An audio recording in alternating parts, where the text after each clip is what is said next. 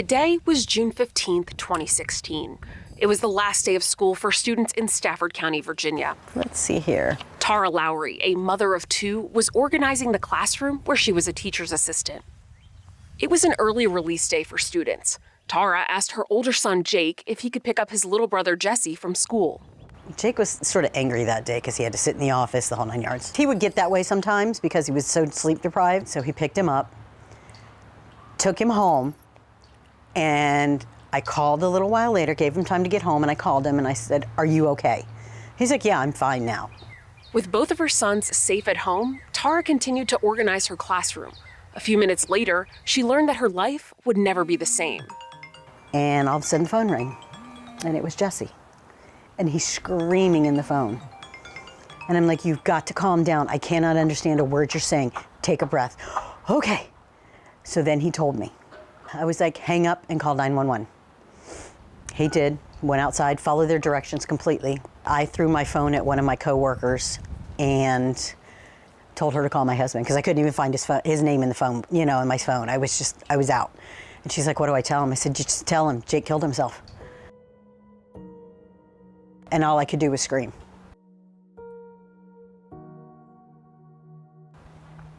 That's all I could do. It was horrible. It was the worst day of my entire life. So this is where we actually make the motors. Brad Hunstable, a husband, a father, and the CEO of an electric motor design company in Fort Worth, Texas, shares a similar story. The day was April 17th, 2020. It was a beautiful sunny day and there was a storm just all around me. We were in the middle of the pandemic. We weren't letting our kids go outside. They had locked down. They had shut down schools. That day we were supposed to go get haircuts at my office. Fortunately that day my water well broke in my house. And so I called my dad, who I hadn't seen at all since the pandemic, and he came over to help me fix the water well. And so me, Hayden, and my dad for 3 hours, it was again a beautiful sunny day, we worked on the water well. I remember my wife and my girls were kind of messing with me, making fun of me about something. I don't remember what it was. And I remember Hayden walked up to me and said, "I love you, Dad." And I gave him one hug. I kissed him on his head. And I remember the feeling of his hair on my lips, I hugged him. It was a hard hug. I had to take a phone call for work. And so I went in my office downstairs and took a phone call. It was a 30-minute call. Hayden went upstairs with my youngest little daughter. My wife left. And 30 minutes later, I got the call. I walked out of the office, and my little daughter, who was 8 at the time, came downstairs and said Hayden hung himself.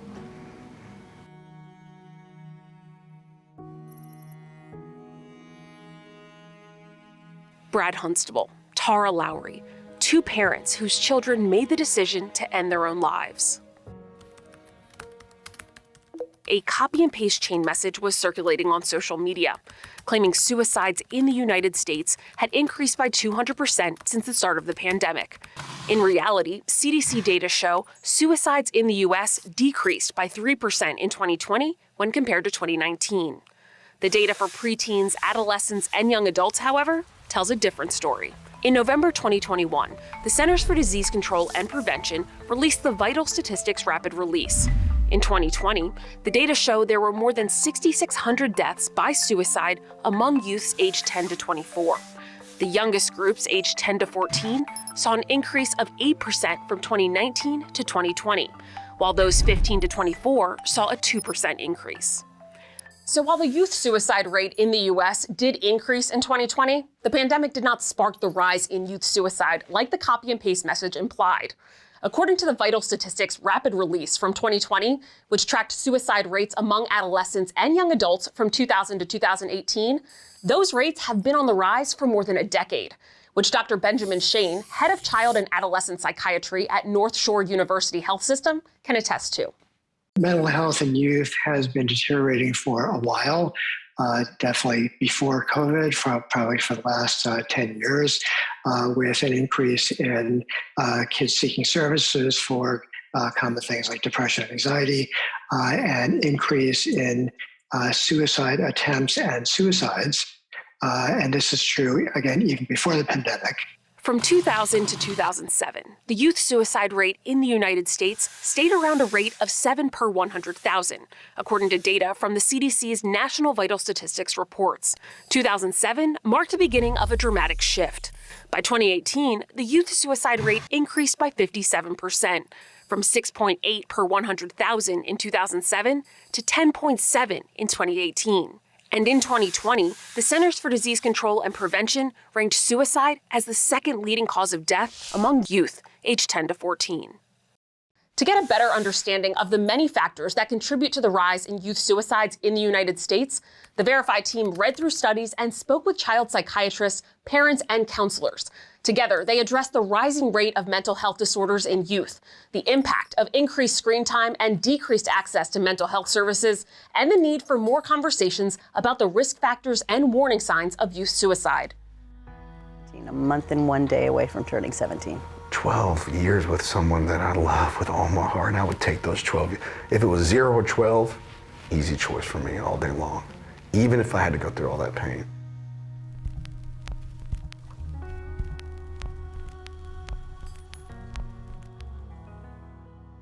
Suicide is not a mental illness, but most people, more than 80% of people who die by suicide, have a mental illness. And depression is the most common mental disorder associated with suicide. According to CDC data, between 2011 and 2015, youth psychiatric visits to emergency departments for depression, anxiety, and behavioral challenges increased by 29%. The CDC says mental disorders among children continue to be a substantial public health concern. Between 2013 and 2019, the agency collected mental health reports on youth in the United States between the ages of 6 months and 19 years old. Their data show that anxiety and depression are two of the most common mental health disorders in that age group. Of those children and adolescents between 3 and 17 years old, 1 in 11, or 5.8 million youth, were diagnosed with anxiety.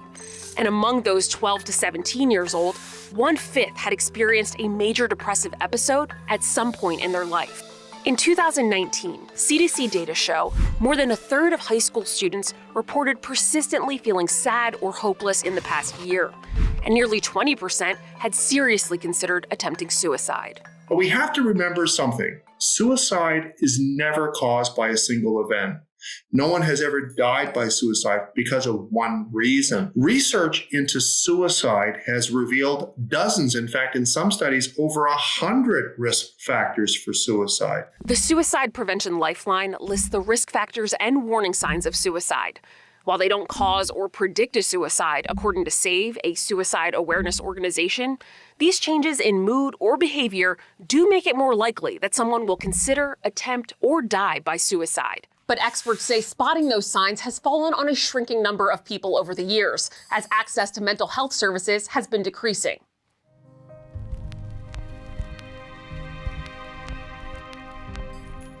Prior to COVID-19, the Centers for Disease Control and Prevention found that 1 in 5 teens aged 13 to 17 had a mental, emotional, or behavioral disorder, such as anxiety or depression, ADHD, or disruptive behavior disorder.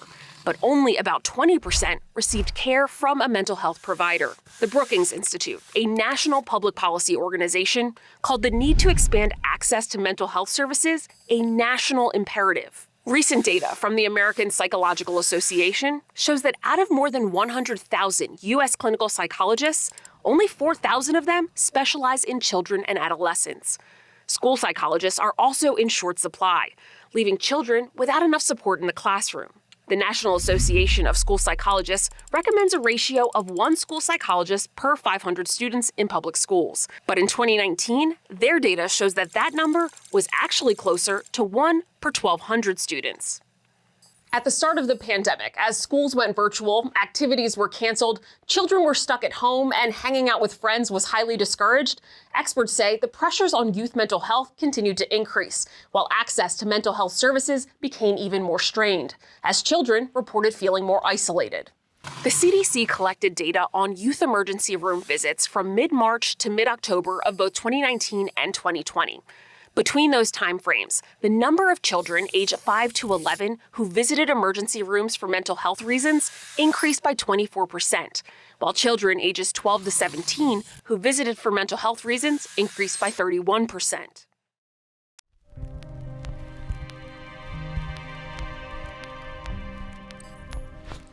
Missing the normal outlets for face-to-face socialization that in-person school provides, more young people turn to social media for that interaction. Many experts believe that social media can be harmful to youth mental health, and that increased time on these apps can lead to exacerbating risk factors for suicide, like lack of sleep, increased anxiety and depression, and feeling isolated. And I do wonder about the dislocation that we've seen in young people, especially the younger, 12 to 19, for example, not being in school. In some cases, I'm hearing people have been in school for a year and a half. Now, that's beyond a measure in terms of the impact that has on someone's sense of social connectedness. Now, of course, as you know, many people can just hop on Instagram or Facebook or Twitter, but that gets complicated as well because we know that there is a complex relationship between social media utilization and mental well-being. These kids live for socialization. They judge themselves, 80% based on how their peers judge them. And so now they're in a place where they can get feedback, and it could be good feedback, but it could be very bad feedback on a 24/7 basis. So they can't turn off. They can't relax. They are potentially constantly in touch on social media and electronically and with other applications. A survey was published in 2021 by Common Sense Media, a nonprofit consumer advocacy group. It showed that overall screen use among teens and tweens increased by 17% from 2019 to 2021. The number grew more rapidly in those 2 years than it had in the 4 years prior. Based on a poll of 1,000 teens and parents, Common Sense Media also found that just over 2/3 of teenagers with mobile devices bring them into their rooms at night, and nearly 1/3 sleep with their phones in their beds. According to the Sleep Foundation, screen time late into the evening can cause disrupted and fragmented sleep. Lack of sleep or oversleeping is one of the risk factors of suicide. Instagram is used by millions of young people daily.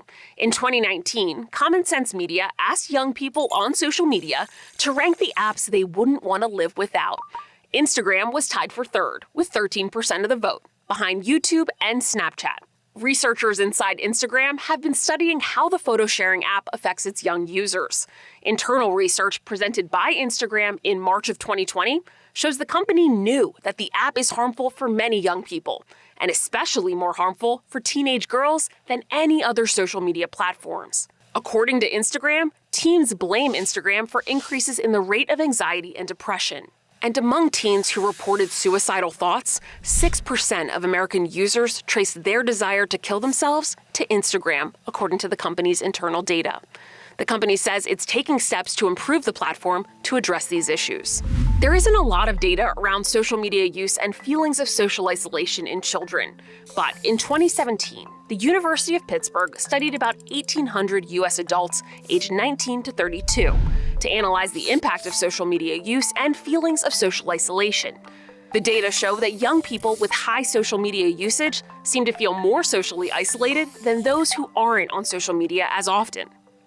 In a 2017 study published in the Journal of Clinical Psychological Science, Jean Twenge, a psychology professor at San Diego State University, assessed the relationship between social media use, suicidal thoughts and behaviors, and social isolation in adolescents in grades 8 through 12. She found that social isolation is one of the major risk factors associated with suicidal outcomes.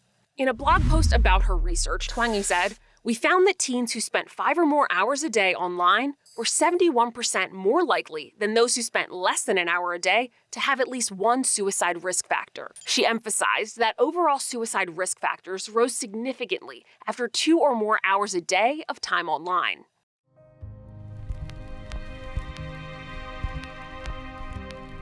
We didn't know where this came from. I mean, he was a normal kid, loved life, went through his text messages, his cell phone. There's no indicators in there at all. He was a leader, as far as we could tell. Had no clue. Absolutely no clue. I knew he struggled sometimes, but I've seen him on the phone with his friends. Him and I would talk, but he would never bring that up to me. Dr. Nancy Turner, Director of Mental Health for the Rock Hill School District in South Carolina, says there's no set age for when a child starts to understand what suicide means. But throughout her 20-plus years working with children, she says they're getting younger and younger. A 2020 study published in the Journal of the American Academy of Child and Adolescent Psychiatry found that children with depression between the ages of 3 to 6 years old had an idea of what suicide is and had an advanced understanding of death compared to their non-depressed peers. A 2021 report from the U.S. Surgeon General highlighted the increase of high school students' mental health symptoms over a 10-year span, from 2009 to 2019. Students with persistent feelings of sadness or hopelessness increased by 40%. Students considering attempting suicide increased by 36%. And students creating a suicide plan increased by 44%. Recognizing suicidal ideation in loved ones can be challenging, but Dr. Turner says there are actions parents can take. First and foremost, listen to your child, ask direct questions. As early as 9 or 10, it seems so young.